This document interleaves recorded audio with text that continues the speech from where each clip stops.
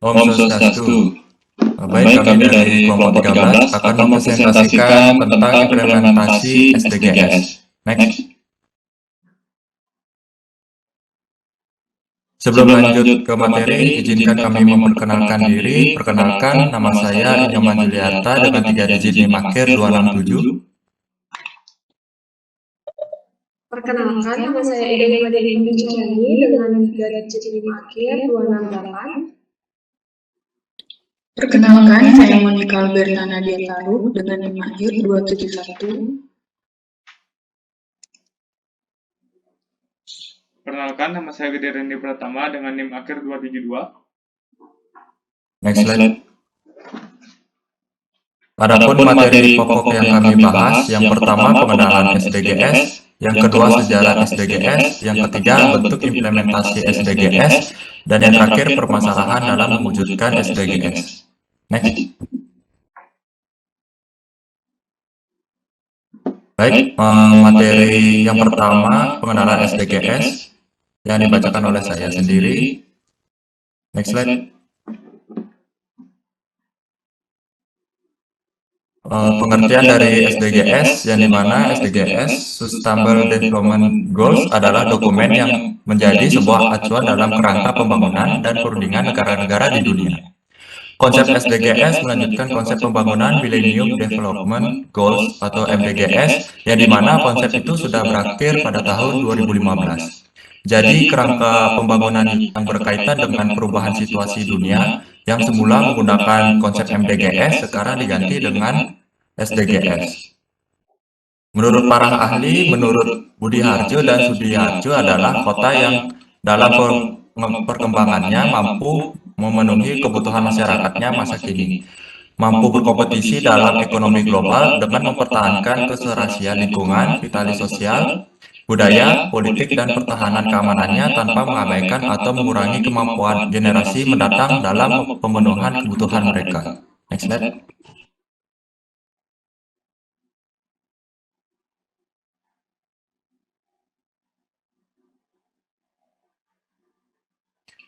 Selanjutnya, perbedaan SDGs dengan MDGs. Pada dasarnya, MDGs dan SDGs mempunyai persamaan dan kesamaan, yang tujuannya yakni SDGs melanjutkan cita-cita mulia, sedangkan MDGs yang ingin konsen menanggulangi kelaparan dan kemiskinan di dunia. Namun, dokumen yang disepakati pemimpin di dunia pada tahun 2000. Pada tahun 2015, para pemimpin dunia merasa agenda Millennium Development Goals perlu dilanjutkan sehingga muncul sebuah dokumen usulan bernama Sustainable Development Goals. Next.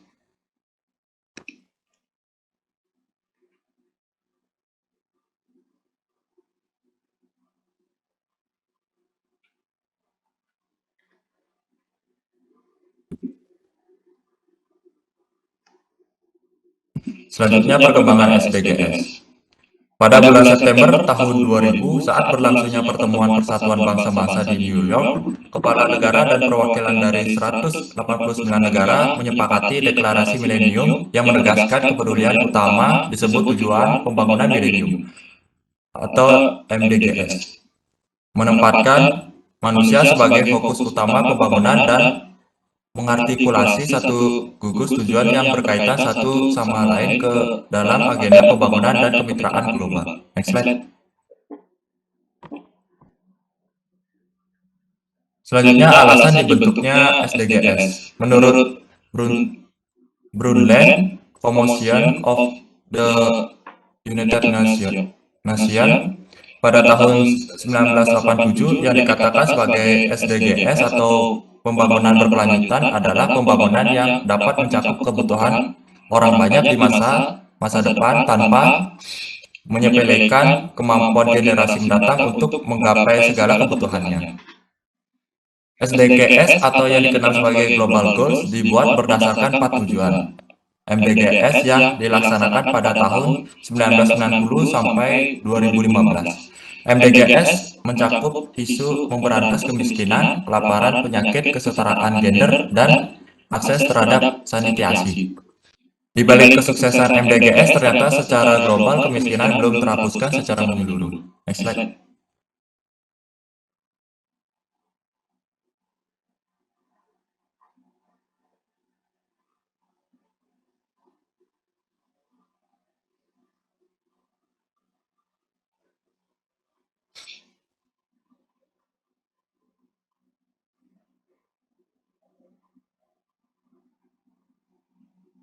Adapun tujuan dari SDGs yang pertama tanpa kemiskinan, kedua tanpa kelaparan, yang ketiga kehidupan sehat dan sejahtera, yang keempat pendidikan berkualitas, yang kelima kesetaraan gender, yang keenam sumber daya air bersih dan sanitasi layak, yang ketujuh energi bersih dan terjangkau, yang kedelapan pekerjaan layak dan pertumbuhan ekonomi, yang kesembilan akses industri, inovasi dan infrastruktur, kesepuluh mengurangi kesenjangan, yang kesebelas menciptakan ruang yang strategis di kota dan pemukiman, yang ke-12 konsumsi dan produksi yang bertanggung jawab, yang 13 kesadaran perubahan iklim, yang ke-14 mengurangi pencemaran laut, 15 mengurangi degrasi habitat keanekaragaman hayati, 16 menciptakan perdamaian, keadilan dan kelembagaan yang tangguh, dan yang terakhir meningkatkan kerjasama antara badan politik dan masyarakat.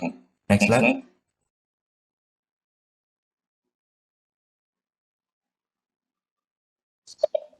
Untuk materi sejarah, untuk materi selanjutnya akan dijelaskan oleh rekan saya. Baik, materi selanjutnya yaitu sejarah SDGs.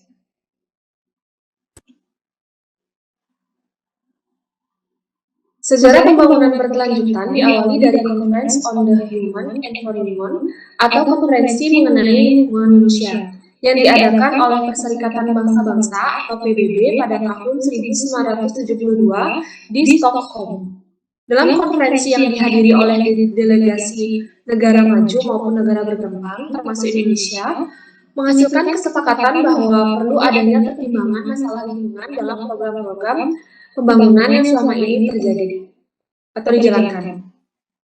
Selanjutnya, berangkat dari konferensi di Stockholm, PBB melalui World Conference on Environment and Development atau WCED pada tahun 1987 mempublikasikan sebuah laporan yang berjudul Our Common Future and Brundtland Report, yang di dalamnya memuat mengenai konsep pembangunan yang berkelanjutan. Menurut laporan tersebut, pembangunan berkelanjutan didefinisikan sebagai proses pembangunan untuk memenuhi kebutuhan pada masa sekarang dengan tidak mengorbankan kemampuan generasi yang akan datang untuk memenuhi kebutuhannya. Next slide. Sejak dipublikasikan oleh WCED, mulai banyak para ahli dari berbagai disiplin ilmu mendefinisikan segala pembangunan berkelanjutan. Tidak berhenti sampai di pertemuan WCED, pembahasan mengenai pembangunan berkelanjutan dilanjutkan dengan United Nations Earth Summit atau konferensi bumi PBB pada tahun 1992 di Rio de Janeiro yang menghasilkan agenda 21. Lalu dari berbagai pertemuan yang diadakan menunjukkan bahwa betapa pentingnya pembangunan berkelanjutan. Dari berbagai definisi pembangunan berkelanjutan yang ada, dapat diintisarikan bahwa pembangunan berkelanjutan ditujukan untuk pencapaian tidak hanya berkelanjutan bidang ekologi atau lingkungan, akan tetapi berkelanjutan di bidang ekonomi dan sosial. Next slide. Nah, pada gambar di atas itu artinya mencakup tiga aspek, yaitu pembangunan ekonomi, pembangunan sosial, dan perlindungan lingkungan. Nah, hubungan antara ekonomi dan sosial diharapkan dapat menciptakan hubungan yang adil atau equitable.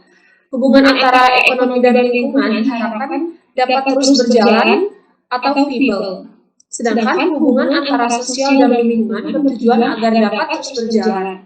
Nah, ketiga aspek tersebut yaitu aspek ekonomi, sosial, dan lingkungan akan menciptakan kondisi berkelanjutan atau sustainable. Next. Baik, materi selanjutnya akan ditunjukkan oleh rekan saya. Terima kasih. Baik, selanjutnya saya akan membawakan materi tentang bentuk implementasi SDGs. Next.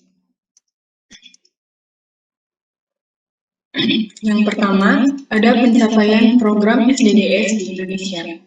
Sebagai gambaran awal, terdapat 5 warna yang digunakan untuk memaknai proses pencapaian di setiap target maupun tujuan SDGs. Warna-warna tersebut yakni hijau dengan makna tercapai, kuning yang artinya terdapat tantangan, jingga yang artinya terdapat tantangan yang signifikan, merah sebagai tanda terdapat tantangan serius, dan abu-abu yang artinya tidak terdapat informasi dalam SDGs. Warna-warna indikator tersebut dimaknai dengan urutan bahwa semakin rendah tantangan pelaksanaan SDGs, maka semakin mendekat pula dengan titik capai target SDGs. Dapat dilihat pada gambar bahwa Indonesia sudah memulai SDGs pada tahun 2015 lalu. Indeks pelaksanaan SDGs oleh Indonesia selalu mengalami perubahan, baik perubahan secara poin maupun peringkat global. Tercatat nama Indonesia pertama kali masuk dalam The Sustainable Development Report atau SDGs Index dan Dashboard pada tahun 2016. Pada laporan tersebut, Indonesia berada di peringkat ke-98 dengan poin 54,38.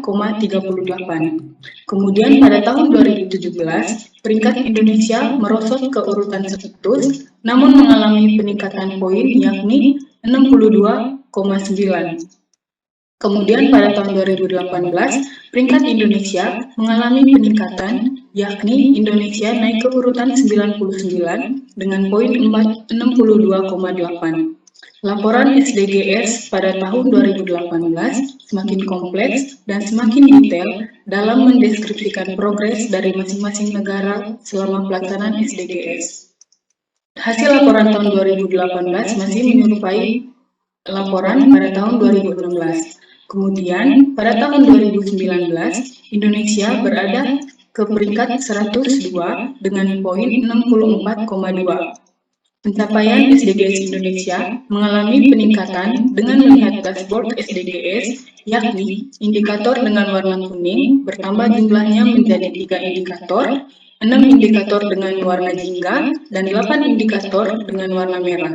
Dalam laporan tahun 2019 ini, SDGs 4 dan SDGs 12 mengalami peningkatan dengan berubahnya warna dashboard yang semula berwarna jingga kini berwarna kuning. Sedangkan SDGs 1 mengalami penurunan. Kemudian pada tahun 2020, Indonesia menempati peringkat ke-97 dengan poin 66,3. Pencapaian SDGs Indonesia dalam laporan tersebut mengalami tantangan utama pada 9 indikator yang dilabeli warna merah dengan tambahan dari SDGs 14 dan 5 indikator dengan tantangan yang signifikan dan 3 indikator dengan tantangan tetap ada. Kemudian pada tahun 2021, peringkat dan poin Indonesia pada laporan SDGs sama dengan laporan sebelumnya, yakni menempati peringkat ke-97 dengan poin 66,3. Next. Selanjutnya ada penerapan SDGs di berbagai bidang. Untuk bidang yang pertama yaitu bidang kesehatan. Pada bidang kesehatan, SDGs sudah digunakan, namun belum maksimal memberikan efek besar pada permasalahan kesehatan itu sendiri, terutama mengatasi AKI atau angka kematian ibu dan AKB, angka kematian bayi. Selain permasalahan yang belum tuntas ditangani, diantaranya yaitu upaya penurunan angka kematian ibu dan angka kematian bayi, pengendalian HIV atau AIDS, malaria, serta peningkatan akses kesehatan reproduksi termasuk KB, terdapat hal-hal yang menjadi perhatian, yaitu yang pertama, kematian akibat penyakit tidak menular atau PTM, yang kedua, penyalahgunaan narkotika dan alkohol, yang ketiga, kematian dan cedera akibat kecelakaan lalu lintas, yang keempat, universal health coverage, dan yang kelima, kontaminasi dan polusi air, udara dan tanah, serta penanganan krisis dan kegawat daruratan. Next. Kemudian bidang yang kedua yaitu bidang pendidikan. Implementasi SDGs di bidang pendidikan adalah melalui program Merdeka Belajar. Ada dua tujuan utama yang mendasari ditetapkannya kurikulum Merdeka Belajar. Kurikulum Merdeka merupakan kurikulum yang mengoptimalkan pembelajaran intrakurikuler dengan berbagai konten yang dimaksud untuk membantu peserta didik untuk menguatkan kompetensi dan mendalami konsep pembelajaran. Yang pertama, pemerintah dalam hal ini Kemendikbudristek ingin menegaskan bahwa sekolah memiliki kewenangan dan tanggung jawab untuk mengembangkan kurikulum yang sesuai kebutuhan dan konteks masing-masing sekolah. Kemudian yang kedua, dengan kebijakan opsi kurikulum ini, proses perubahan kurikulum nasional harapannya dapat terjadi secara lancar dan bertahap. Pemerintah mengembangkan tugas untuk menyusun kerangka kurikulum, sedangkan operasionalisasinya, bagaimana kurikulum tersebut diterapkan, kemudian merupakan tugas sekolah dan otonomi sebagai guru. Guru sebagai pekerja profesional yang memiliki kewenangan untuk bekerja secara otonom berlandaskan ilmu pendidikan. Next. Kemudian bidang yang ketiga yaitu bidang ekonomi. Dalam bidang ekonomi, pemerintah terus berkomitmen untuk melaksanakan pembangunan berkelanjutan bagaimana diatur dalam Rencana Pembangunan Jangka Menengah Nasional 2020 sampai 2024, di mana pembangunan berkelanjutan telah ditetapkan sebagai salah satu aspek penting untuk memberikan akses pembangunan yang merata dan inklusif, serta berbagai upaya untuk menjaga lingkungan. Salah satu upaya yang telah dilakukan adalah mendorong pengembangan energi terbarukan melalui kebijakan mandatori B30, pengembangan mobil listrik, serta pemanfaatan panas bumi dan tenaga surya, perkebunan kelapa sawit rakyat yang berkelanjutan, ekonomi wisata, dan pengembangan kawasan ekonomi khusus atau KEK ramah lingkungan juga merupakan upaya untuk meningkatkan kesejahteraan masyarakat setempat. Next. Baik, materi selanjutnya akan dilanjutkan oleh rekan saya. Baik, di sini saya akan menjelaskan permasalahan dalam mewujudkan SDGs. Bisa di next. Permasalahan dalam mewujudkan SDGs. Sustainable Development Goals adalah pembangunan yang menjaga peningkatan kesejahteraan ekonomi masyarakat secara berkesinambungan, pembangunan yang menjaga keberlanjutan kehidupan sosial masyarakat, pembangunan yang menjaga kualitas lingkungan hidup, serta pembangunan yang menjamin keadilan dan terlaksana tata kelola yang mampu menjaga peningkatan kualitas hidup dari suatu generasi ke generasi berikutnya. Next. 3 tantangan dalam menghadapi SDGs. 1. Sosialisasi SDGs kepada masyarakat juga menjadi tantangan tersendiri bagi pemerintah pusat dan daerah, karena harapannya SDGs itu melibatkan semua pihak inklusi agar tercapainya tujuan pembangunan berkelanjutan. Yang kedua, masalah pembiayaan dalam melaksanaan SDGs memiliki 17 tujuan, 169 target, dan 241 indikator, karena sejauh ini belum ada kajian apakah Indonesia akan kekurangan atau tercukupi untuk pendapatan dalam mencapai tujuan pembangunan berkelanjutan itu. Yang ketiga, menyiapkan daerah untuk mengadopsi dan melaksanakan SDGs karena persoalan pada masing-masing kabupaten atau kota sangat kompleks dan sehingga diharapkan untuk banyak daerah yang sudah memahami dan melaksanakan SDGs. Next. Mr. Doulux Broderick, United Nations Resident Coordination, sebagai narasumber dalam acara seminar Transforming Our World the 2030 Agenda for Sustainable Development. Dalam seminar ini berbicara tentang konsep Sustainable Development Goals dan SDGs kaitannya dengan Indonesia. Tujuan acara ini untuk memperkenalkan konsep SDGs kepada masyarakat umumnya dan juga melihat bagaimana perkembangan penerapan konsep ini di Indonesia. Nah, program MDGs adalah sebuah program yang memiliki maksud dan tujuan yang sama dan berakhir pada tahun 2015. Ini isu-isu yang diangkat SDGs adalah pembangunan berkelanjutan atau Sustainable Development seperti penghapusan kemiskinan dan kelaparan, peningkatan kesehatan dan pendidikan, pemberdayaan kota berkelanjutan, perang melawan perubahan iklim, dan perlindungan laut dan kemaritiman. Bisa di next. Baik, selanjutnya akan dilanjutkan oleh rekan saya. Baik, untuk selanjutnya yaitu studi kasus. Next slide. Studi kasus yang kelompok kami ambil yaitu konsep pembangunan berkelanjutan studi kasus di Kota Bandung dengan 7 program prioritas. Pembangunan di Kota Bandung lebih diupayakan kepada pencarian keserasian, pemenuhan kebutuhan hidup antara kepemilikan fisik material dengan mental spiritual, serta terpeliharanya lingkungan hidup secara seimbang, yang kemudian dirangkum dalam visi Kota Bandung sebagai kota jasa yang bermartabat. Sebagai akselerasi pencapaian visi, pemerintah telah menetapkan 7 program prioritas pembangunan dan 5 gerakan lingkungan hidup yang mencakup bidang pendidikan, kesehatan, kemakmuran lingkungan hidup, seni budaya, olahraga, dan bidang agama. Khusus pembangunan bidang lingkungan hidup ditunjang dengan 5 gerakan, yakni gerakan penghijauan, hemat, dan menabung air. Gerakan Cikapundung bersih, gerakan sejuta bunga, gerakan udara bersih, serta gerakan pembibitan. Lalu ada penanaman, pemeliharaan, dan pengawasan pohon. Namun disadari pula bahwa pembangunan bidang yang satu dengan pembangunan bidang lain memiliki kaitan yang sangat erat.